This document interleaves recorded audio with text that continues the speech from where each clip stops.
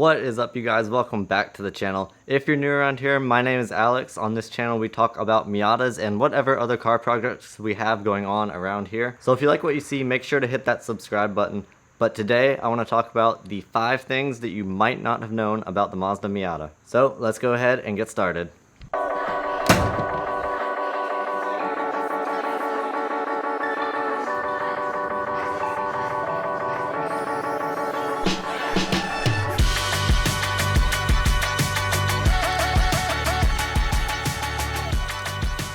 Okay, number 1 is going to be the hardtop bushings. If you look at the rear of the hardtop, there are the 2 chrome covers on each side that go over the Frankenstein bolts.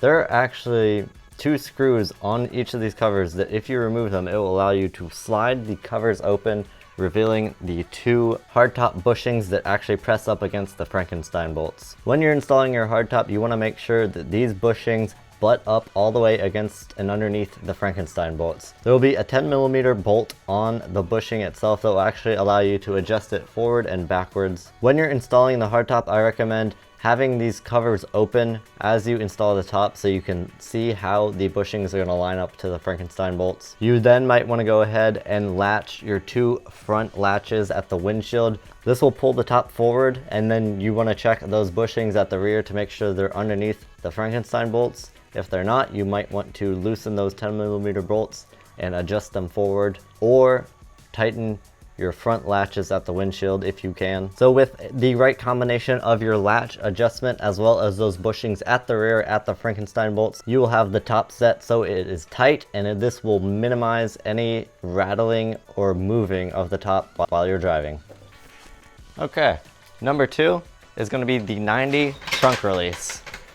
Alright, so if you own something other than the 1990 Miata, you actually might not know that the 90 Miata is the only one that did not come from the factory with a trunk release in the center console. If you open the center console on a 90 model car, the only thing you'll see in the center console is going to be the fuel door release. So, on a 90 model car, the only way to get in the trunk is with the key from the outside of the car. I've talked about this in previous videos, and my car is a 90, and I actually kind of do like this feature since I can then put things in the trunk, and then I don't have to worry about locking the doors of the car. I don't have to worry about, there's no other way to get in the trunk than with the key. But yeah, no interior trunk release on the 90. Moving on. Number 3 is the trusty seat cup holder method. If you've ever been in a Miata, you know the cup holders aren't the car's strong suit. They're fairly small and shallow. If you've got a big water bottle or a large cup, it might not fit. Or if you have a typical plastic water bottle, it's too small to stay in there. And when you go to accelerate, it will just flop out. Also, putting drinks in the cup holders can get in the way of your shifter, making it hard to shift. But if you look behind your passenger seat and you have it adjusted correctly, you can actually jam a water bottle or a drink behind the seat in between the seat back and the back shelf. This will work as long as your seat is not adjusted too far forward. You can do this from the driver's seat or the passenger seat, so the driver or the passenger can stow their drink behind the seat, won't get in the way of shifting, won't fall out of the cup holder. We've done this little hack for years anytime we had to travel with drinks in the Miata. Number 4 is the headlight to hood gap. You might notice on a lot of Miatas, the headlights don't fit very well to the hood when they're closed. The headlight lids have a tendency to go down over time or move over time as you drive the car. This is actually a really easy fix.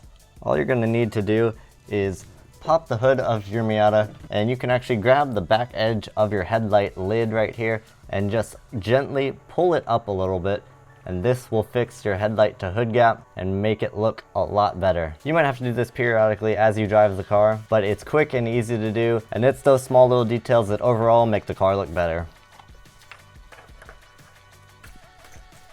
Okay, and last but not least, number 5, this is going to be the unfortunate but common quarter panel battery dent. The Miata is an old car now, and over time things get lost. Things including the battery tie down. A lot of Miatas seem to be missing the battery tie down, and as a result you'll see a lot of Miatas riding around with an outward dent on the right quarter panel right where the battery would be. If you've been looking at Miatas and noticed this and wondered why there's so many Miatas that happen to have a dent in this location, it's because of the battery. At some point that battery tie down must have gotten lost, and as you're taking corners in this thing, the battery can get loose and smack into the inside of the quarter panel, causing an outwards dent. Luckily, both of the Miatas we have here at the house do not have this issue, and both of them are equipped with a battery tie down. So if you're looking for a Miata, one of the things you might want to check is look in the trunk and see if the battery has the tie down. A battery tie down is also a necessity for any track day or autocross event. But that is going to do it for this video. Hopefully you guys enjoyed these 5 things you might not have known about the Mazda Miata. If there's anything you think I missed or any other Miata quirks, secrets, or tricks that you know, go ahead and drop those in the comments down below. But that is going to do it for this video. As always, thank you for watching. Have an awesome week, and we will see you in the next one.